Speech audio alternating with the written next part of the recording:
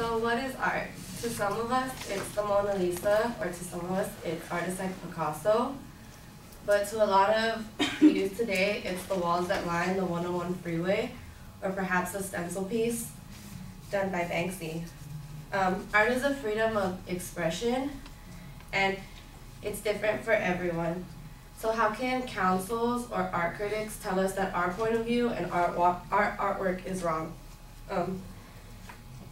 Not all graffiti is vandalism. It's simply urban artwork done by different artists on a different medium, such as walls, cars, and etc.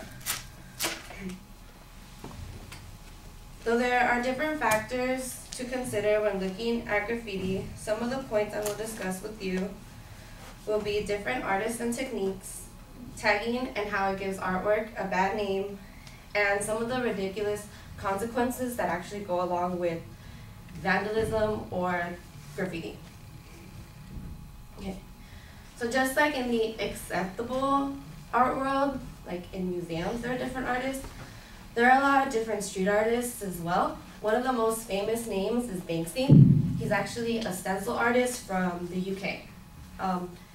Banksy is probably really well known for, he does like the soldier tag, he does the rat tags, so he's one of the more famous names. One of the artists that's not as well known, his name is Ferry. He does the very natural, it's got block lettering tagging, so the kind of artwork that you're more likely to see in LA. He's known as one of the pioneers of tagging because his artwork was actually put on display in a gallery. So he's actually been in a museum, and he's actually trying to pioneer like art, the street art to be considered a real art. Lastly is Ferry. Now a lot of you may not recognize the name, but Ferry is known for propaganda artwork, and he is actually the person that did, or he's the person that created the Obey propaganda brand. He's also known as one of the pioneers of tagging because he was able to bring his street art and make it into an actual brand and sell it and make people recognize that it is an art form. So though there are many artists that contribute to the art world, tagging tends to take away from the bigger picture.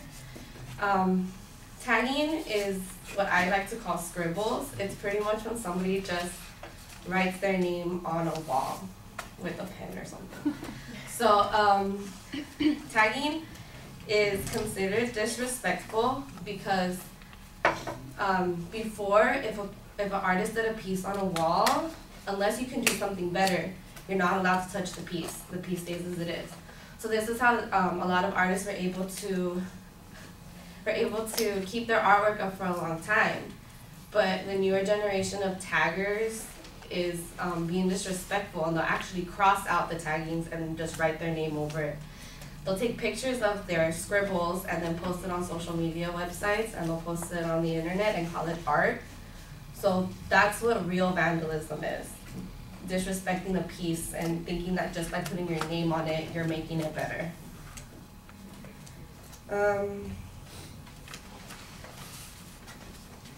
So though graffiti may be illegal, some of the consequences that go along with tagging are kind of extreme.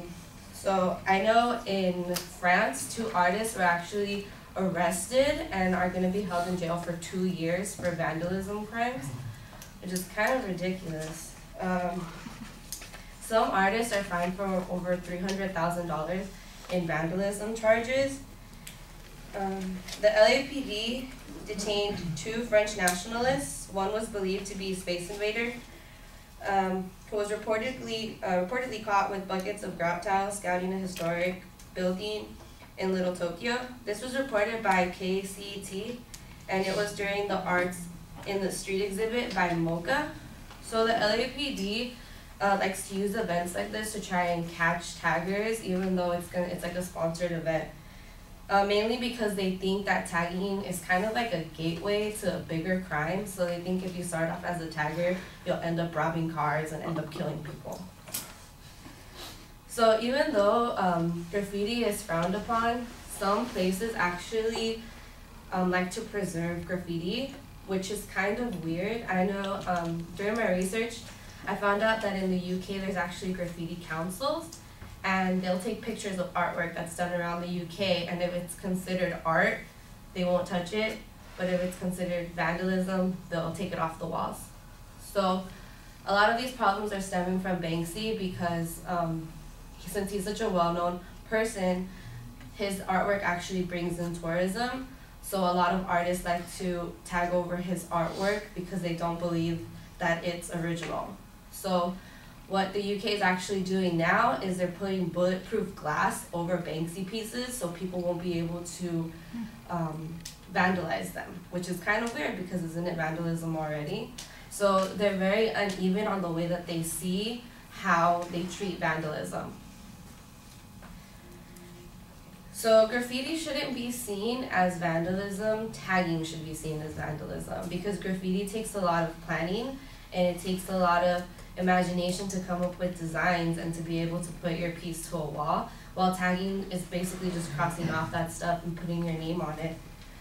So how can we justify sending an artist to jail by them doing their freedom of expression? So I think graffiti is part of our generation's art movement. So I think it's up to us to stand up and say, like, that's our artwork, that's what we're gonna be known for. Just like back in the day they were known for the Mona Lisa and all those famous art pieces. It's up to us to take a stand and try to defend our artists and try to defend what we call art.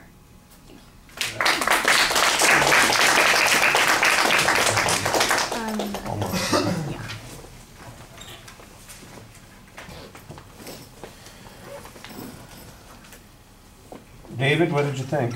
I thought it was very interesting because I've seen a documentary about Banksy and all the graffiti art. I think you could add more of what other artists think about graffiti art, their thought about it.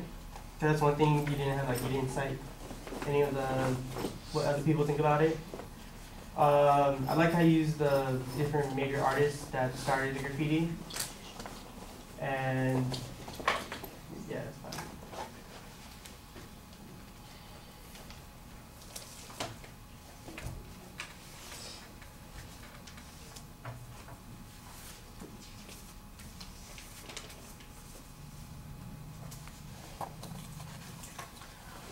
All right, I thought that you started off with a pretty good rhetorical question and you talk about the different perspectives. I think what you're going to have to do, though, because you've got a problem here, and it's a fundamental problem of this, you pointed out yourself.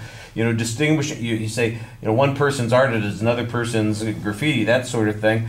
I'm sure all of those taggers who scribble their letters on something or who draw a penis on the face of some tag art someplace feel like they are making an artistic contribution. So why is their perception less valid than the perception of others on this? And you point that out at the end when you're talking about those councils in Great Britain who are looking at these things going, well, that's art and we're going to protect it, but that's vandalism and we're going to prohibit it, and that there's inconsistency on that.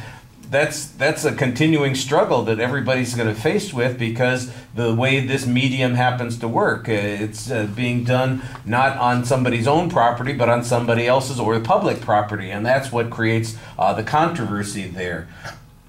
Excuse me. I think you do a pretty good job setting up the structure for us to follow, and it's easy to listen to. You've got interesting examples. They're descriptions mostly of the kinds of art and the kinds of tagging that seem to be vying for attention here. I do think you need a little bit more information on a couple of these points. For instance, when you at one point say that people are going to England for tourist purposes to see Banksy stuff, that sounds like it would be a justification for protecting it. Where does that information come from? Is there any way that that's quantifiable that would probably give it some additional value? On the other hand, the information that the LAPD views this as a gateway to crime, I think that interpretation is a little bit less it's not so much the taggers are the gateway thing. It has to do usually with the neighborhoods and the condition of the neighborhood, and what's the saying? The broken windows theory of the neighborhood. That kind of thing. Yeah, that I think that's the issue that's going on here, and I think you need a little bit better source citation on that kind of information. Like I said, you're kind of in this inherent dilemma here. It's art until I say it's not art, and then it shouldn't be protected, and it irritates us.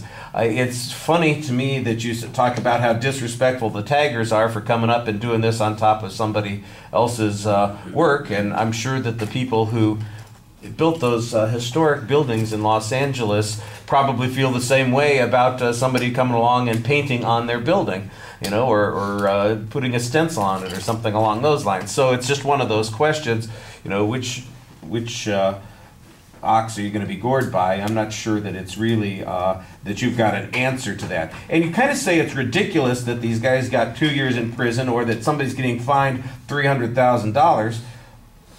Why is it ridiculous? Why is that an unfair standard? For instance, if on the fine, for instance, that's an easy one to look at. If it costs a huge amount of money to constantly fight these things and clean them off and that sort of thing, and especially with people who are quite prolific, it might very well be an expensive process, and $300,000 might be what you need to discourage people from doing this before. I don't know what the situation of the two artists in France was, what they're getting 2 years in prison for, but for instance, if they were tagging in a public place and the public place happened to be the Louvre, I think you'd say, oh yeah, that's a horrible thing. Somebody shouldn't be going up and painting mustaches on the Pieta or on David. That would be completely inappropriate. But I don't know what they were doing, and so you kind of have this story, and we need some details on it. All right, thank you.